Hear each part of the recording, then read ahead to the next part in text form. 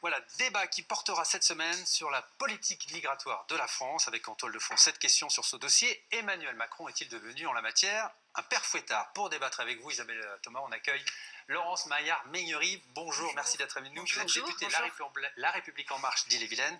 Merci d'avoir accepté notre invitation. Avant de rentrer dans la discussion, on va poser les choses. Nous sommes allés il y a quelques jours à Langourla, petite commune de 500 habitants, nichée au cœur des Côtes d'Armor. Ici, un centre d'accueil pour migrants d'une 40aine de places pourrait voir le jour d'ici cet été.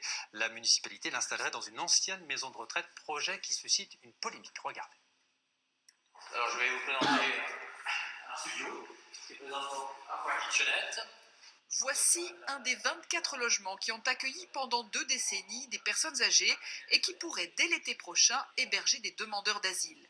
Désaffecté depuis 2014, ce bâtiment intéresse en effet l'association AMICEP, spécialisée dans l'accompagnement administratif et social de ces populations migrantes.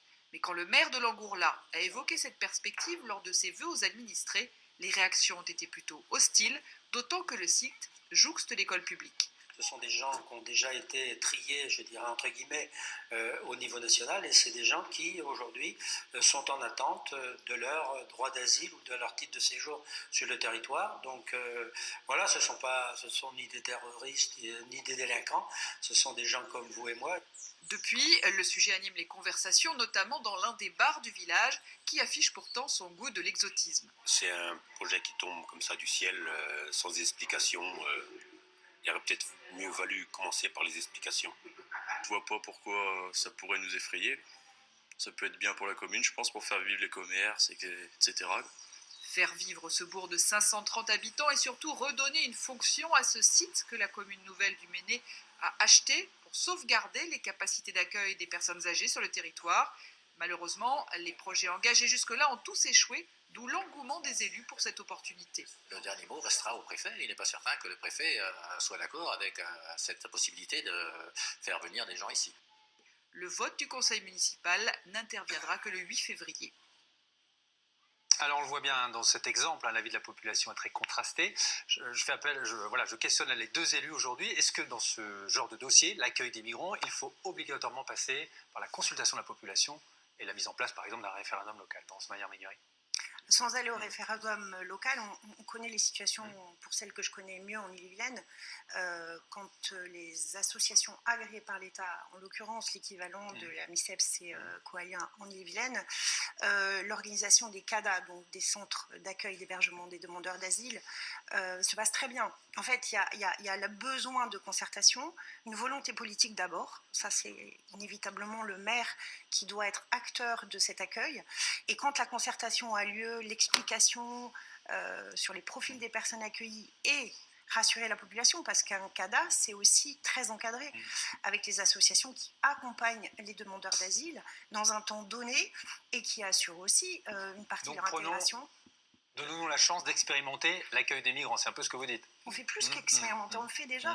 Dans un certain nombre de communes, effectivement, il y a eu des réactions de la population locale. Aujourd'hui, tout le monde considère que c'est normal de les accueillir et les choses se sont extrêmement bien passées. Je voudrais rassurer la population de la commune parce qu'on a eu exactement la même chose à Cancale, dans une commune de 5000 habitants, où il y a eu aussi, dès que l'annonce a été faite, des gens très agités qui ont commencé à brandir la peur de la délinquance, du terrorisme, que sais-je encore.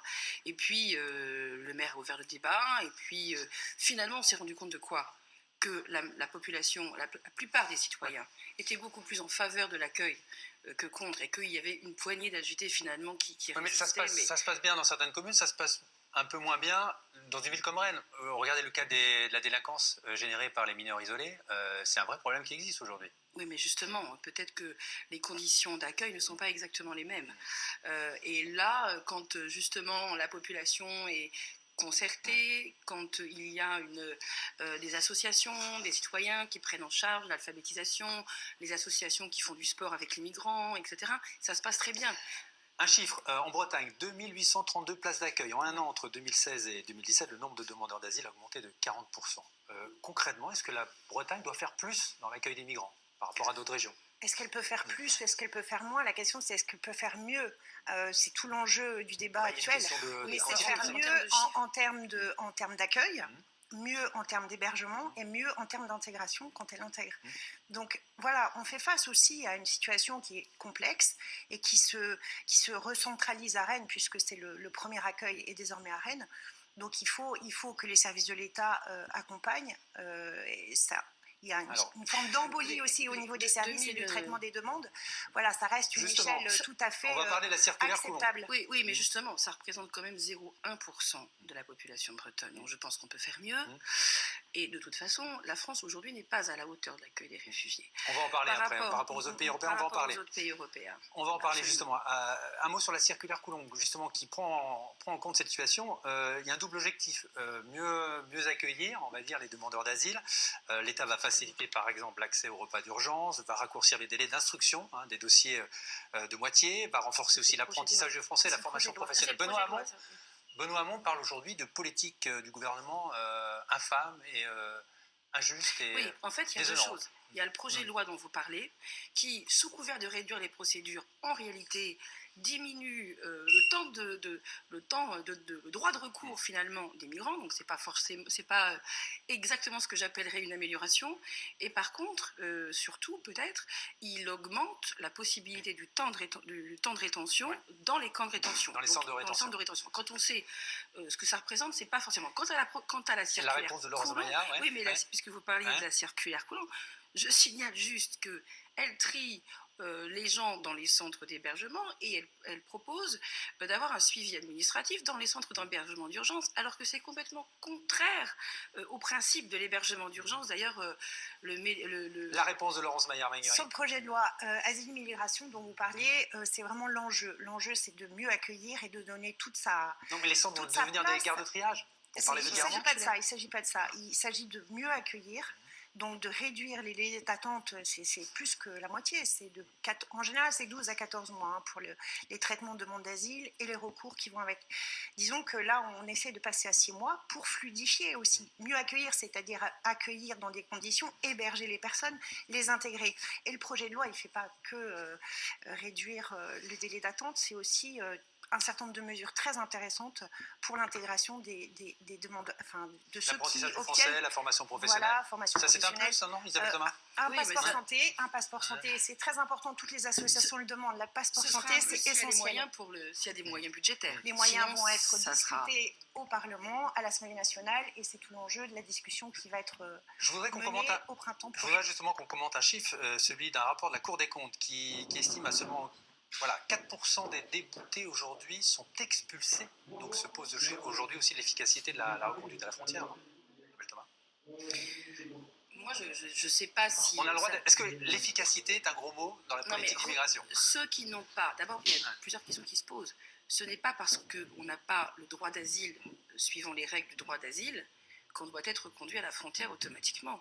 Justement, une loi sur l'immigration, ce que n'est pas la loi aujourd'hui, devrait réfléchir à ce que pourrait être l'immigration. Et ça, on pourrait aussi le faire au niveau européen, pardon de le dire, mais il y a deux choses qu'il ne faut pas confondre. C'est les réfugiés, avec le statut OFPRA particulier, et puis il y a l'immigration en général. Donc, premièrement, distinguons. Et encore une fois, c'est pas parce qu'on n'a pas le statut OFPRA qu'on doit être conduit à la frontière. Enfin, je veux dire, c'est pas... Néanmoins, quand on ne l'a pas, on se retrouve dans une situation irrégulière. Et c'est bien la difficulté de gens qui se retrouvent dans un no man's land sans droit, avec des difficultés, évidemment, de tous bords. Sans parler des familles, sans parler des enfants. On a vu des situations à Rennes qui est extrêmement compliquées à gérer. Alors, vous avez parlé de l'Europe, et justement, on se rappelle, il y a quelques mois, Emmanuel Macron applaudissait des deux mains la décision d'Angela Merkel d'accueillir des milliers et des milliers de réfugiés en Allemagne. Aujourd'hui, on a l'impression qu'avec il y a un petit serrage de vis, non, au niveau de la politique gouvernementale. Est-ce qu'il a changé d'avis sur la manière d'aborder la question migratoire? Emmanuel Macron, le président de la République. Je pense qu'il n'a jamais changé d'objectif, puisque son engagement présidentiel, c'était, et ça demeure, réduire les délais d'attente, mieux intégrer, mieux accueillir. Ça n'a pas changé par rapport aux engagements. En revanche, ce qui est vrai, c'est le niveau d'acceptabilité, c'est le problème et la question que vous souleviez. Il faut que le pacte républicain soit respecté, que l'asile inconditionnel en France soit bien respecté aussi, c'est nos valeurs républicaines. Pour autant, il faut aussi travailler avec les États membres, les pays tiers de l'Union européenne, pacifier les zones méditerranéennes, d'où viennent aussi un certain nombre de migratoires. Justement, on va voir les chiffres sur les relocalisations, sur la part de la France justement dans cette relocalisation. Vilain mot concernant l'accueil des migrants. On voit que voilà, par rapport aux pays du Nord et par rapport à l'Allemagne, la France n'est pas non plus très, on va dire, très généreuse. C'est le constat que vous faites ? Clairement, mais au-delà de la générosité, il y a un engagement. Cet engagement porté sur 30 000 relocalisations. Il sera tenu. Il est déjà pas à la fin 2017, il est déjà pas tenu. Bon, mais surtout, je crois que c'est le discours qui ne change pas. C'est ça qui me meurtrit le plus.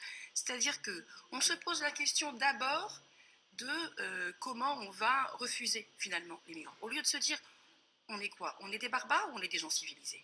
On est la France, une des premières puissances du monde, ou on est un pays pauvre ? Et donc, on devrait commencer par dire oui, on tend la main et on accueille ces gens qui fuient la guerre, qui fuient la souffrance, qui fuient le désespoir. D'abord, donc, régularisation collective de tous les sans-papiers, par exemple ? Non, pas forcément. C'est pas ce que je dis. Mais on essaye de trouver des solutions, y compris avec nos partenaires européens. Et on respecte nos engagements au niveau européen. Laurence Maillard-Mayuri, pour conclure. Ce qui est important, c'est de redonner à l'asile toute sa force, puisque c'est une protection importante que l'État français... On va relire la fameuse phrase de Michel Rocard, prononcée en 1989. « Nous ne pouvons pas héberger toute la misère du monde. La France doit rester ce qu'elle est, une terre d'asile, mais pas plus. » C'est le constat que vous faites, c'est ce que vous voulez. La France a toujours été une terre d'asile, il n'est pas question de changer. En revanche, il faut travailler au niveau européen pour une politique d'asile et d'immigration plus cohérente. Il faut travailler aux frontières de l'Union européenne. On ne peut pas nier une situation qui est difficile et qu'il faut endiguer et qu'il faut créer les conditions d'accueil les meilleures qui soient et créer les conditions d'intégration les meilleures possibles. Merci. Pour conclure rapidement. Pour conclure, moi, ça m'énerve un petit peu ce double discours permanent, c'est-à-dire d'un côté, on fait les grands discours à la Sorbonne sur l'Europe, et de l'autre, j'attends de voir avec impatience ce qui va être la position du Conseil, de la France au Conseil sur les accords de Dublin, parce qu'aujourd'hui, qu'est-ce qui se passe dans la vraie vie ? Dans la vraie vie, c'est l'Italie qui accueille 500 millions de migrants, et la Grèce, et nous, on est là avec nos 4000 accueil, je trouve que c'est franchement ridicule. Merci Laurence Maillard-Mayuri d'avoir répondu à notre invitation. On va conclure Dimanche en politique avec notre dernière séquence intitulée « Et demain ».